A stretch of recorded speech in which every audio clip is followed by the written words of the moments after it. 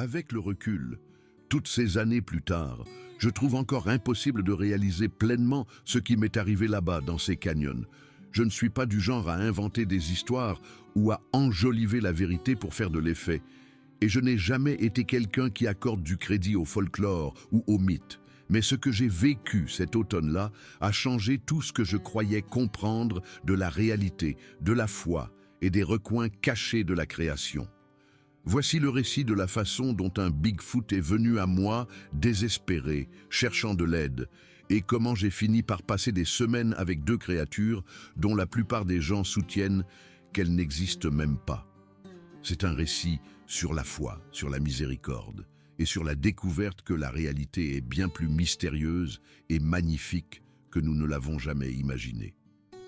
Je travaillais comme garde forestière depuis environ 6 ans, lorsque j'ai été affecté à l'un des postes les plus isolés de la forêt domaniale. La cabane se trouvait au bord d'un profond canyon, entouré de denses forêts de cèdres et de falaises de grès abruptes qui s'étendaient à perte de vue. Par temps clair, on pouvait voir des formations rocheuses dans 4 directions différentes, leurs sommets rougeoyant d'un éclat ardent à la lumière du matin, même en septembre. Le canyon lui-même était un dédale de forêts anciennes et d'affleurements rocheux, reliés par des pistes de gibier plus vieilles que l'histoire écrite. Mon travail était assez simple en théorie. Surveiller la population de cougars à l'approche de l'automne, m'assurer qu'aucun d'eux ne risquait de conflit territorial, documenter leurs déplacements et leurs habitudes de chasse, et signaler toute anomalie au bureau principal, à 55 km de là. Le poste avait tout ce dont j'avais besoin pour survivre des mois d'affilée. Un chauffage au propane qui gardait la pièce unique bien au chaud, même lorsque les températures chutaient bien en dessous de 0. Une radio pour mes comptes rendus bi-hebdomadaires. Des étagères remplies de conserves et de produits secs et un isolement si profond qu'il pouvait pousser une personne soit à apprendre à apprécier sa propre compagnie, soit à perdre la raison à cause de la solitude pure. J'avais choisi cette affectation délibérément. Je l'avais spécifiquement demandé lorsque le poste s'était libéré. J'ai toujours été une femme spirituelle, élevée en allant à la messe tous les dimanches, avec ma famille, dans une petite ville où tout le monde connaissait les affaires de tout le monde. Mon grand-père était la personne la plus croyante que j'ai jamais connue, et il m'a donné un médaillon en or quand j'avais 11 ans, en me faisant promettre de ne jamais l'enlever. Je ne l'ai jamais fait. Ce médaillon a été autour de mon cou à travers tout. Le lycée et l'université. Ma formation de garde forestière, chaque mission que j'ai acceptée. Il est maintenant tiède de la chaleur de mon corps, impoli par des décennies de contact avec mes doigts lorsque je prie ou que je suis anxieuse. Être dans la nature sauvage m'a toujours aidé à me sentir plus proche du divin.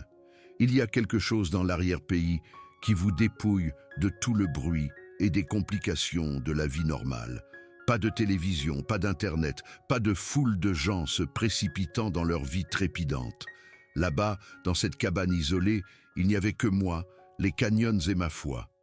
Juste moi et la création dans sa forme la plus authentique et la plus sauvage.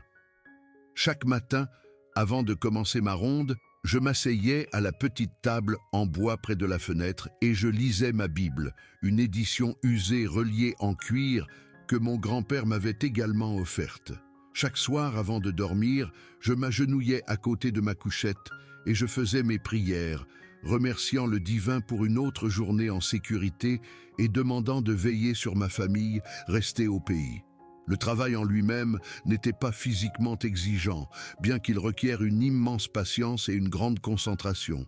Je me réveillais au lever du soleil, je préparais du café sur le réchaud à propane, je prenais un petit déjeuner simple de muesli ou de pain grillé, puis je partais dans la forêt avec mes jumelles, mon appareil photo et un carnet résistant aux intempéries où je notais tout ce que j'observais. Je marchais pendant des heures, suivant les pistes de gibier et les lits de ruisseaux asséchés, scrutant le fond du canyon à la recherche de signes d'activité des cougars.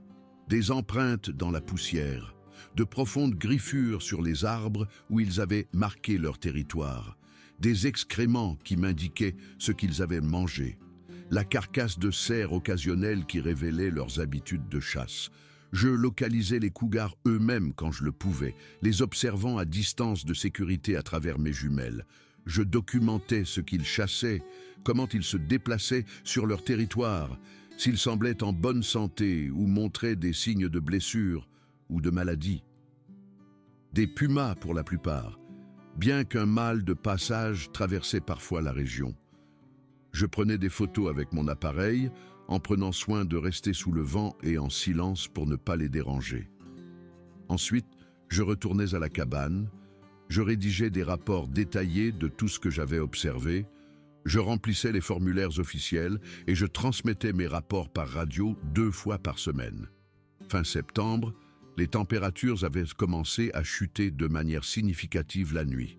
Je me réveillais en voyant de la condensation sur les fenêtres de la cabane, mon souffle visible dans l'air froid à l'intérieur jusqu'à ce que je mette en route le chauffage au propane. Les peupliers au fond du canyon avaient déjà commencé à prendre une teinte dorée éclatante et le premier vrai gel avait touché les plus hautes altitudes. Les cougars devenaient plus actifs, profitant de la saison de migration des wapitis. C'était une période critique. Si les cougars n'établissaient pas de bonnes habitudes de chasse avant que le grand froid ne s'installe, ils pourraient avoir du mal à survivre pendant les mois de vaches maigres. Je suivais plusieurs cougars en particulier, une femelle en bonne santé avec 2 jeunes et un grand mâle, probablement 80 kilos, avec le visage balafré par une vieille bataille territoriale. Tout semblait normal, juste une autre saison dans les canyons, le cycle naturel se poursuivant comme il l'avait fait depuis des milliers d'années. Puis un soir, alors que le soleil se couchait et peignait le ciel de teintes cramoisies, dorées et violettes profondes, j'étais dehors à fendre du petit bois. Le travail physique me faisait du bien après une journée de randonnée, me donnant le temps de réfléchir et de prier pendant que mon corps était occupé par le rythme du balancement de la hachette. Ma carabine était appuyée contre le tas de bois comme toujours. Non pas que je m'attendais à des ennuis, mais on ne prend pas de risques quand on est seul en territoire de cougar. Elle était chargée de munitions lourdes, conçues pour arrêter un prédateur en pleine charge si nécessaire. J'étais concentré sur mon travail, profitant de l'air frais sur mon visage et de l'odeur du cèdre fraîchement coupé quand je l'ai entendu. Un son qui ne ressemblait à rien de ce que j'avais jamais entendu en toutes mes années de travail dans la nature. Ça a commencé comme un grondement sourd, presque comme un gémissement, mais plus profond et plus résonnant. Un son qui a vibré dans ma poitrine et m'a hérissé les poils de la nuque instantanément. Je me suis arrêté en plein mouvement, la hachette figée au-dessus de ma tête, et j'ai écouté. La forêt était devenue complètement silencieuse. Pas de pépiments d'oiseaux, pas de bourdonnement d'insectes, aucun son du tout à part ce gémissement profond et grondant. C'était le genre de silence qui s'installe quand les prédateurs sont proches, quand chaque petite créature sait qu'il faut se cacher et rester immobile. Puis je l'ai vu. Au début, j'ai cru que mes yeux me jouaient des tours dans la lumière déclinante. La silhouette qui émergeait de la lisière de la forêt était énorme, faisant bien ses 2,70 m, couverte d'une fourrure brun-roux foncé. Il marchait debout, comme un humain, mais se déplaçait avec une puissance et une grâce tout à fait inhumaines. Le Bigfoot était massif, avec des épaules plus larges que celles de n'importe quel homme, des bras qui lui descendaient presque jusqu'aux genoux, et un visage qui se situait entre l'humain et le singe, mais qui n'était distinctement ni l'un ni l'autre. Mon premier instinct fut la terreur, une peur primaire, pure, qui inonda mon système d'adrénaline. J'ai lâché la hachette et je me suis jeté sur ma carabine, la portant à mon épaule avec des mains qui tremblaient si fort que je pouvais à peine la tenir stable. Mon doigt a trouvé la détente et je me suis préparé à tirer, prêt à me défendre contre cette créature, quelle qu'elle soit. Mais alors, le Bigfoot a fait quelque chose qui a tout changé. Il a levé ses 2 mains immenses dans un geste qui était sans équivoque celui de la reddition ou de la supplication. La créature a de nouveau émis ce son profond et grondant, Mais cette fois-ci, il était plus doux, presque suppliant. Et puis, à mon grand choc, le Bigfoot est tombé à genoux dans la poussière. Cette créature massive, cet être impossible, était agenouillé devant moi dans une posture que l'on ne pouvait décrire que comme une supplication. Le Bigfoot suppliait. Je suis resté là, figé, ma carabine toujours levée, mon esprit essayant de comprendre ce que je voyais. Chaque parcelle de rationalité dans mon cerveau criait que cela ne pouvait pas être réel, que je devais être en train d'halluciner.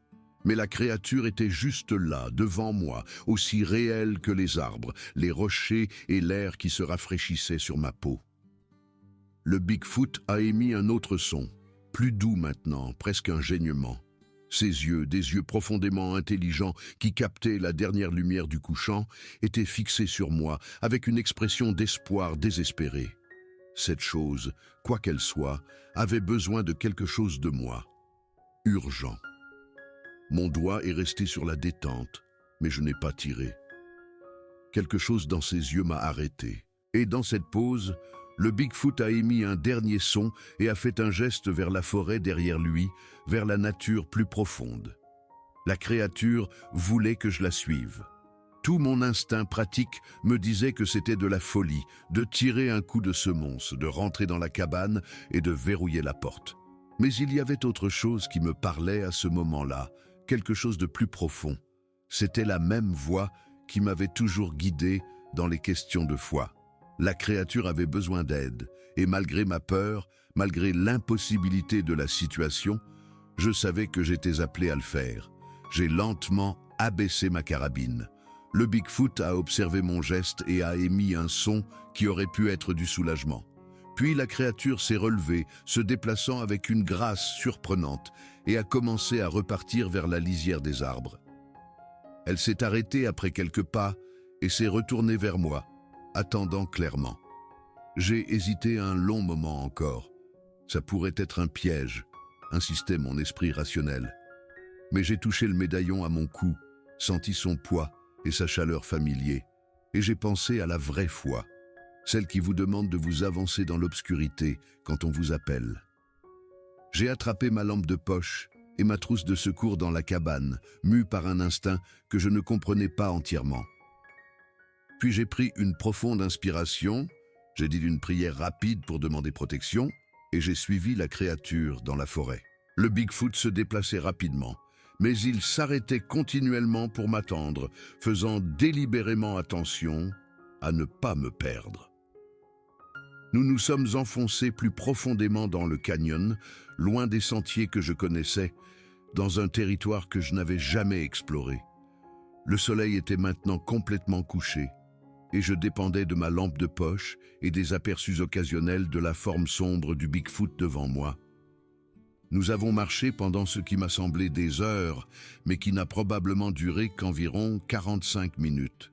Le terrain est devenu plus accidenté, plus escarpé, plus difficile à parcourir. Finalement, nous sommes arrivés dans une petite clairière à côté d'un surplomb rocheux. Et c'est là que j'ai vu le deuxième Bigfoot. Celui-ci était plus petit, faisant à peine 1 mètre, avec une fourrure de couleur plus claire, presque cannelle dans le faisceau de ma lampe de poche. Un bébé. Le bébé Bigfoot était allongé sur le sol, recroquevillé sur un lit d'aiguilles de pin et de feuilles. Même de loin, je pouvais voir que quelque chose n'allait pas du tout. La petite créature tremblait malgré la douceur de la saison, émettant de petits gémissements qui m'ont fendu le cœur. Sa respiration était laborieuse, rapide et superficielle. Le plus grand Bigfoot, le père, je le réalisais maintenant, s'est approché du bébé et a émis de doux grondements, essayant clairement de le réconforter. Puis le père s'est retourné vers moi et a fait un geste en direction du bébé. La signification était absolument claire. À l'aide, s'il vous plaît, à l'aide. Je me suis agenouillé à côté du bébé, posant ma carabine mais la gardant à portée de main. De près, j'ai pu voir que le bras gauche du petit Bigfoot était enflé et décoloré, la fourrure agglutinée par ce qui ressemblait à du pus séché. Une infection, une mauvaise. Le père m'avait amené ici pour sauver la vie de son petit. J'ai levé les yeux vers la créature massive qui nous surplombait et j'ai vu la peur dans ses yeux, la même peur que ressent n'importe quel parent quand son enfant est malade. Comment aurais-je pu refuser? J'ai ouvert ma trousse de secours avec des mains tremblantes. La blessure semblait provenir d'une épine ou d'une branche cassée. L'infection se propageait le long du bras en formant des stries rouges et irritées. Sans antibiotiques, ce bébé mourrait probablement en quelques jours. J'en avais des à large spectre dans ma trousse. C'était un risque, mais ne rien faire était une condamnation à mort certaine. J'ai regardé le père Bigfoot et j'ai essayé de communiquer mes intentions, en lui montrant le flacon d'antibiotiques, en mimant le geste de donner un médicament. Le père a observé mes gestes avec ses yeux intelligents, puis a émis un doux grondement et a reculé légèrement. Permission accordée, confiance donnée. J'ai passé l'heure suivante à soigner le bébé Bigfoot. D'abord, j'ai nettoyé la zone infectée aussi doucement que possible avec un antiseptique, grimaçant chaque fois que le bébé gémissait. Le père planait à proximité, émettant des sons doux qui semblaient destinés à apaiser. Ensuite, j'ai appliqué une pommade antibiotique et j'ai bandé soigneusement la plaie. Enfin, j'ai préparé une injection d'antibiotiques oraux, calculé la dose en fonction du poids approximatif du bébé et je l'ai administrée lentement. Quand j'ai eu fini, je me suis assise sur mes talons. Le père Bigfoot m'a regardé et à cet instant, j'ai ressenti une connexion qui transcendait les espèces. La créature a alors fait quelque chose qui m'a coupé le souffle. Il a tendu une de ses mains immenses et, doucement, avec précaution, a touché le médaillon à mon cou. Juste un contact avec un doigt, le geste délibéré et significatif. Il reconnaissait quelque chose, ma foi peut-être, ou les soins que j'avais prodigués. Puis le Bigfoot m'a regardé avec attente. Il m'a fallu un moment pour comprendre. Le bébé avait besoin de soins continus, de plusieurs doses sur plusieurs jours. Le père Bigfoot voulait que je les amène à ma cabane. L'idée était à la fois terrifiante et exaltante. Amener 2 Bigfoot à mon poste de garde, cela allait à l'encontre de tous les protocoles, de toutes les règles, de tout bon sens. Mais en regardant ce bébé malade, en voyant l'espoir désespéré dans les yeux du père, je savais ce que je devais faire. J'ai hoché la tête et j'ai fait un geste en direction de la cabane. Le père a compris immédiatement. Il s'est penché et, avec une infinie précaution, a soulevé le bébé dans ses bras. Puis nous avons commencé le chemin du retour vers la cabane, nous 3, avançant ensemble dans la forêt obscure. Le retour à la cabane a pris plus de temps. Le père Bigfoot se déplaçait plus lentement maintenant, attentif à ne pas secouer le bébé. Quand nous sommes enfin arrivés près de la cabane, la créature m'a suivi jusqu'à la porte, s'est baissée pour passer sous le chambranle et est entrée sans hésitation. Au cours des 2 semaines suivantes, la cabane est devenue un étrange sanctuaire, un lieu où l'impossible est devenu routine. Je traitais l'infection du bébé avec des antibiotiques et des soins attentifs 3 fois par jour. Le père Bigfoot observait chaque traitement, apprenant ce que je faisais et a finalement commencé à aider, tenant le bébé immobile ou m'apportant ce dont j'avais besoin avant même que je ne le demande. La créature était remarquablement intelligente, capable de comprendre mes gestes et mes intentions avec un minimum de répétition. Nous avons développé une sorte de communication, non pas avec des mots, mais avec des sons et des gestes. Le père émettait différents grondements que j'ai appris à reconnaître. L'un signifiait que le bébé avait mal, un autre, merci, un autre encore, que la créature avait besoin de sortir, vraisemblablement pour chasser ou faire ses besoins. Le père semblait être principalement végétarien, partant la nuit pour chercher de la nourriture et revenant toujours avant l'aube avec d'étranges racines et plantes qu'il partageait avec moi. Le bébé s'est amélioré régulièrement. Au 3e jour, la fièvre était tombée. Au 5e jour, il pouvait s'asseoir. À la fin de la première semaine, le petit Bigfoot jouait, curieux de tout, de mes livres à mes ustensiles de cuisine. Le bébé était particulièrement fasciné par mon médaillon, tendant ses petites mains délicates pour l'attraper chaque fois que je m'approchais. Je le laissais parfois le tenir, regardant ses petits doigts tracer la gravure. Le père observait ses interactions avec ce que je ne pouvais décrire que comme de l'approbation.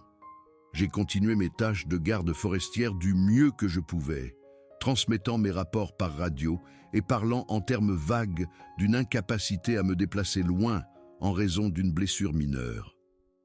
Je ne pouvais pas vraiment dire à mes supérieurs que je soignais un bébé Bigfoot. Pendant les soirées calmes, je lisais ma Bible. Le père Bigfoot me regardait, la tête légèrement penchée, écoutant clairement. Il y avait quelque chose de révérencieux dans son attention, quelque chose qui me faisait penser qu'il reconnaissait la nature spirituelle de ce que je faisais. Parfois, je priais à voix haute, et le père Bigfoot émettait des sons doux, des sons qui semblaient ajouter sa propre voix à la mienne. À la fin de la 2e semaine, le bébé était complètement rétabli. L'infection avait disparu, la blessure cicatrisait proprement, et le petit Bigfoot était de nouveau actif et joueur. Il était temps pour eux de retourner à la vie sauvage. Je le savais, et le père Bigfoot le savait aussi. Le matin de leur départ, je leur ai préparé des provisions, ma meilleure couverture, une partie de ma nourriture non périssable et une petite trousse de premiers secours. Le père Bigfoot a accepté ces cadeaux avec ce même geste de gratitude, touchant une dernière fois le médaillon à mon cou. Le bébé a tendu les bras vers moi et je l'ai pris une dernière fois, le serrant contre moi. J'ai embrassé le sommet de sa tête et j'ai murmuré une prière pour sa sécurité. Puis, je l'ai rendu à son père. Sur le seuil, le père Bigfoot s'est arrêté, m'a regardé une dernière fois et a émis un son qui était clairement un au revoir. Puis, la créature est entrée dans la forêt et a disparu parmi les arbres. Je suis resté là à les regarder jusqu'à ce que je ne puisse plus les voir. La cabane me semblait vide maintenant, trop silencieuse. Je pouvais voir où le père s'était assis par terre. Je pouvais voir l'empreinte que le bébé avait laissée sur ma couchette.